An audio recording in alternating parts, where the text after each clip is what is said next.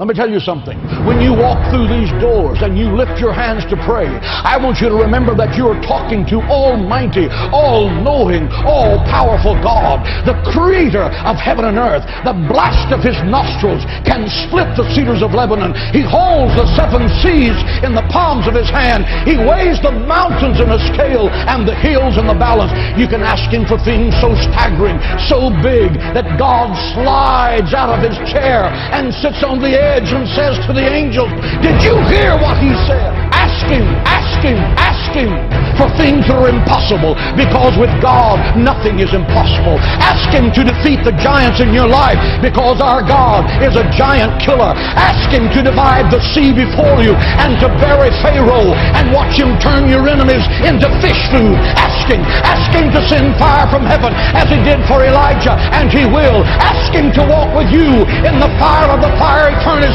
and be the fourth man in the fire, and he will. He said you will walk through the fire and the fire will not burn you. You will walk through the water and the water will not drown you. Ask him. He's the God who cannot fail. He's waiting to show you great and mighty things. Ask him. Pray, pray, pray. God in heaven wants you to have that power. You are made in the image of God. God is not a statue. He speaks, he thinks, he talks, he feels our infirmities. He answers our prayer. He's alive. He's Jehovah Shammah, the God who is there. He's Jehovah Nissi, the Lord who is our banner. He's Jehovah Shalom, the God our peace. Pray, pray, pray. God is in heaven saying, what do you need? Do you need healing? Ask in faith, believing, and I will give it. Do you need supernatural wisdom to make a tough decision?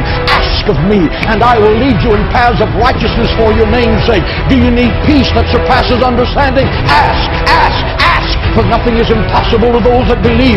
No good thing will he withhold from those that diligently seek him. Do you need the impossible? Then open your mouth.